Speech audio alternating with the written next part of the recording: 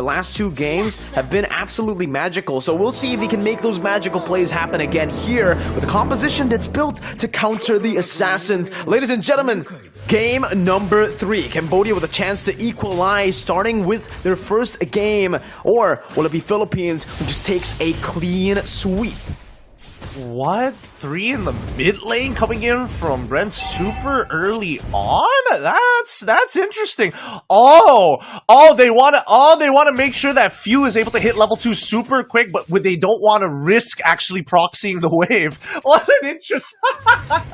an interesting way to play level 1. It's very, very interesting, right? I mean, again, the killing pressure is definitely what you want to try to utilize here as the Julian. Ogun already opening it up right now. Who gets it? It's actually Kyle Teasy, I believe, who takes it there. Or one of the Filipino members was able to actually take it. It should just be Kyle Teasy who took it with the Retribution earlier. Now, enhanced chain as well. CCAT already chunked really low. And that level 2, quick level 2 really has there's a lot of benefits to it as a Julian. Maybe if you're on a Eve, you don't want to do this, but on a Julian, getting level 3, you have all your abilities up, right? So again, that power spike comes in super early, and that's what they were doing so that he can actually have more pressure in lane. Yep, clear up these waves immediately. You're looking for Estes. He is free food for you. If you get his flicker out, you know he's not gonna. If he recalls early, he's not gonna hit level 4 in time for the neutral objective. And I think that's what the Philippines are looking for, but there's so much denial of information, right? Cambodia also recognized that this could be a weak point, so they're purposefully not showing D7's face anytime soon, but they will meet in the mid lane right now. Again, you can already see the pressure placed on by Few. Already a lot of damage right now. Chama has joined in the fray, and the final slash brings them back. Ogwen and Few, both the flicker. Few, though, running to the wrong side of the map. This may just be a kill over to Cambodia. Few still able to use the enhanced sword. Will it be? Nope, it's not going to be an execute. It will be first blood, but luckily for Few, it is only on to D7, the Estes. Yeah, but that does mean that D7, he didn't use his flicker at all. And I like the call coming in to Philippines. It's like, guys, we botched it. We're not going to do it. We're not going to touch this neutral objective. Just posture for it. I'ma steal their camps. The longer they waste just dancing around the turtle, the better it is for us, guys. Let's just chill. They put a lot of pressure, though, down below as well. Not just with the invade here, but unfortunately for Team Philippines, it was a very good clear from Fury. Well played there. Just clears it out, never letting the wave build up. And Super Chaman notices that as well. Notices that the Hayabusa is not here. He needs to try to go for some steals by himself as well. And here, he will be able to claim the Lethal Wanderer as well. But Kyle Teasy has a level lead now, jumping in onto D7 with the Shadow Kill as well. Good flicker out. But Kyle, through the Quad Shadow, now caught, and it's almost gonna be a kill over. CCAT finds it. Kyle Teasy is down. Few forced to use the enhanced sword, and Cambodia right now have Philippines' number. Dang, call the man CCAT, change his name to C-Bat because that was sexy, man. Whoo! He made sure that it covered the entire stretch. He made sure that it was angled in a way predicting the movements of Kyle Teasy and making sure that he gets burnt down. Oh, Super Marco. Oh! Oh, speaking of CCAT, right there, the Divine Judgment is actually going to be able to give Super Chama the range to actually use that Retribution to take him down. And now the carry's going to have a lot to say in that shield turret down below. Few just trying to stop Chama from the rotations. But Cambodia are doing really, really good in the early game, just like game number 2. Yeah, hopefully we do see that Cambodia is able to maintain this lead, and I think that's been quite the struggle considering the crazy plays that the Philippines have been pulling off so far. They are willing to go 2v3 if they get a pick and escape if it means victory in this game. Absolutely, man. You know, the early game says a lot. Like we mentioned, it is going to be building up. Oh, final slash there, dodged away from by Flap Teasy. A little bit of a skill use there, mistap. Ogwen looking for that pickoff as well. Unfortunately for him, he doesn't have the Divine Judgment. It's just up now. A little bit of a bad timing there, but it's all good. Philippines can just rotate over again to the turtle, this time with a man advantage, knowing that Eve is down below. They capitalize instantly, just jumping in, collapsing onto Super Chama, but he's super tanky here on the Barats. Has used the Death to his welcome right now as the split comes down, forcing the Shadow Kill to come through right now. It should just be Kyle Teasy who takes away the neutral objective, but will fall for the second time in this game as the Hayabusa. Oh, that's so unlucky here. They know for a fact that Glue can pull you out of the way, but without your marksman nearby to actually help you chunk down the Lord, the timing is just so off. The health of the turtle staying so healthy for so long, out of retribution range. And Super Chima, I feel like he got cheated out of that neutral. Definitely, man. That Super Chama was brought out. Oh, phew! Just barely getting off, flickering as well. Wow, good read there. CCAT with a flicker burn, so 1 for 1 in terms of flickers. More pressure for CCAT to play with because obviously Few is forced to recall. Just a good read overall though. Right now, what's strange is Philippines still has the lead when it comes to the gold department. I don't understand. It should just be because obviously of the turret up top, but mainly how they're farming, how they're last hitting, right?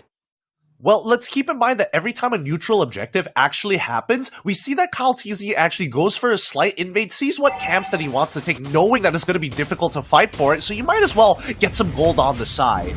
Skim off the top a little bit, you know what I'm saying? Yeah, and it's doing really well right now for Team Philippines, right?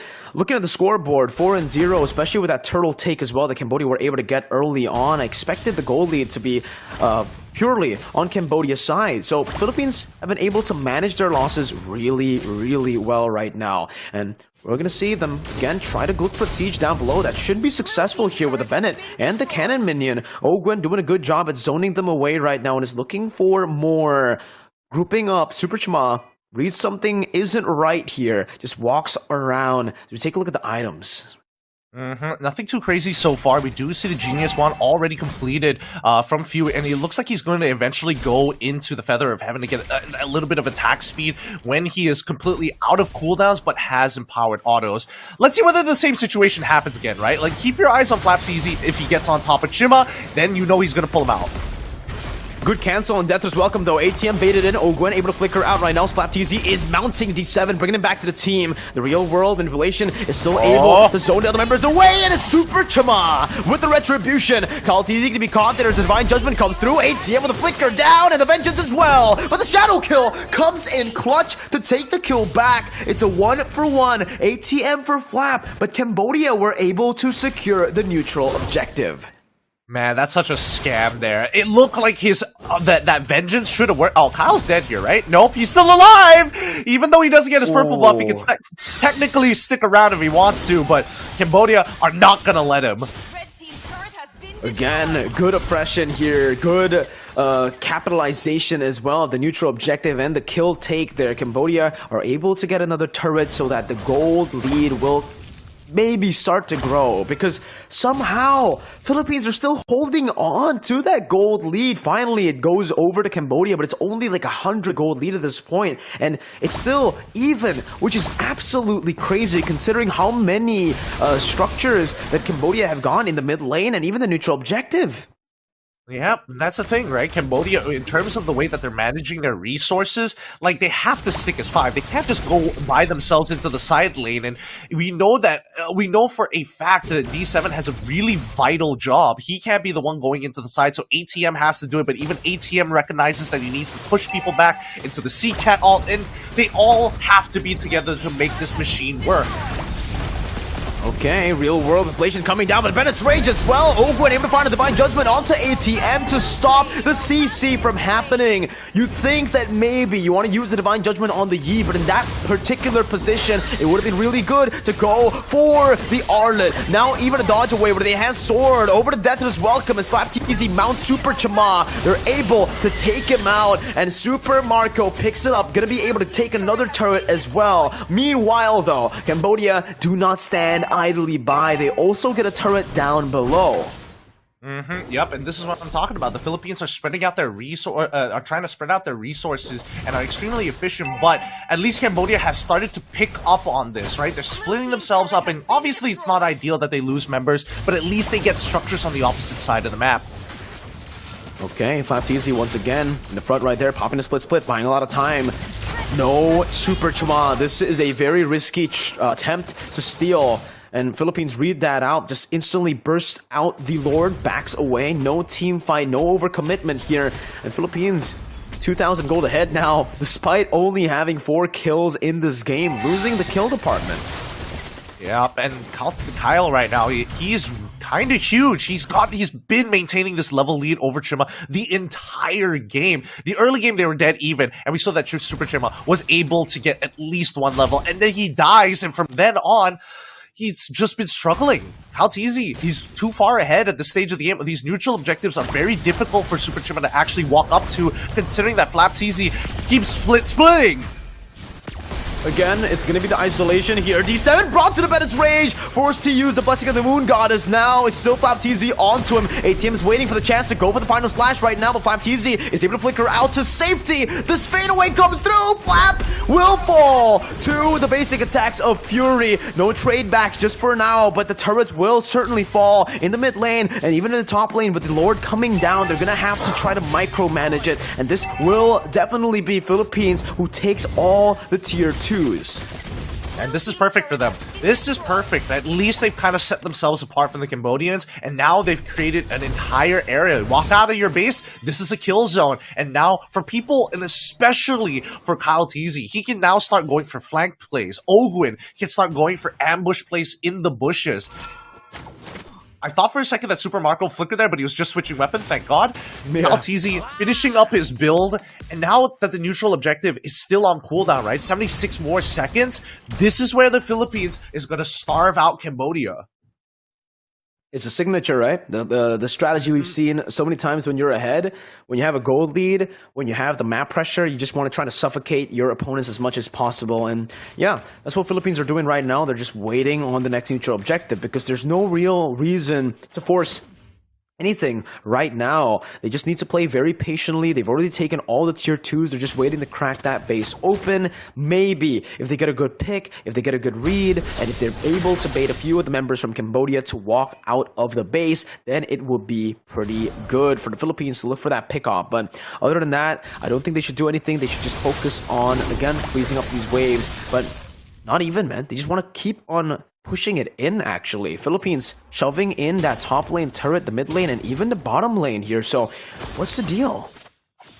I guess they see them in the mid lane, right? They see them in the mid lane, they want them to move this 5 and see if they can get an isolated target, because technically the Lord is about to spawn. So keep in mind that the Cambodians are probably thinking, okay, we need to get some vision over it. We need to kind of know what's the situation. We still have our magic sentries up, but we're not going to use it until the very last second, because again, the Philippines, they're not going to be able to chunk this down very, very quickly unless they have all 5 of their members.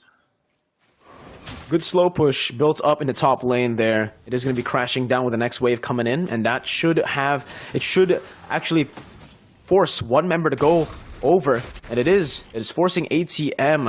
A good pull as well from the rest of the team Philippines here on the Lord. ATM versus Few. Few's actually winning in this 1v1, and this is what the Julian actually gives to your team, right? A whole lot of that pressure when it comes to the duels.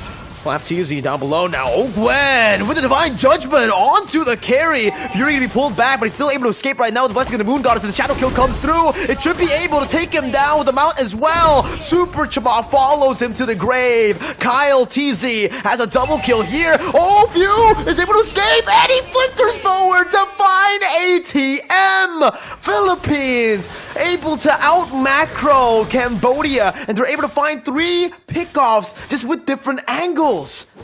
Honestly, that split screen, I was about to point out that Ogwen was in position in the lane brush to make this happen, and now they're pressing the advantage to try and crack open these inhibitors. They're gonna back off because there's no more minions just yet until Lore comes on through, but this is a beautiful position to be in for the Philippines, right? Now, the high ground defense might get a little difficult, right? They've got enough wave clear, and with this Lord, it technically should be enough. Oh man, you can see the respect given. Flicker out. They use the real world manipulation to try to go for Super Marco, and now with no high ground control, technically that RWM was used up. This will give Philippines a chance to actually try to look for some more, but Calteezy is definitely not in position. Mid lane wave already been shoved down as well. Flap, wow, he wants to go for it. He want to go for it. They get brought back to the team at the final slash. The Divine Judgment finds Super Chama. Flapteezy able to escape with a split. How do they get out of that one? Look, I have no real answer for you. I'm just as surprised Oh as you God. are. They both go in there. They both so deep, and then the counter engage from ATM with the final slash to push them underneath Crystal. You can see how stunned he is. He's just standing there like, guys, how? We have Fury. He does true damage. Let's pull up the items and let's see what he has right now. I mean, he's one item off full build, but he's caught the important trinity of items, the Corrosion Side Golden Staff and the DHS against super tanky members, which his passive technically counters with the true damage. So how? Oh man, I'm trying to think of it as well, because if we take a look at the items for Flap, there's nothing really too surprising, right? It's just a very standard glue build here. Just Radiant Armor, Anti-Curse as well. Building towards, there's probably another physical defense item, or maybe an immortality, depending on what he wants to go for. But again, yeah, nothing too special there. It was just well played, I guess, from Team Philippines to be able to escape from a very, very aggressive play. But even then, it's the timing that's really impressive for Team Philippines, right? Because when they go for that crazy play, when they go for a very unnecessary team fight, it's always when it is not crucial. The timing is very good because the Lord was not up. It was still super far from being up, and there was no punish that Cambodia could possibly give over to Team Philippines, even if Flapteezy was caught. Yeah, and they also did it when the waves responding. At the waves responding, so at least they had some form of spell vamp on top of the fact that at least they stagger the waves even more. So the Philippines have gotten these motions down. It is second nature to them. Few is hiding in a really good ambush spot. The problem is on the opposite side of the map. I'm more scared of Ogwin and Super Marco just menacingly sitting in that brush. Like, the Philippines are fishing for information. The question is, will Cambodia give it to them?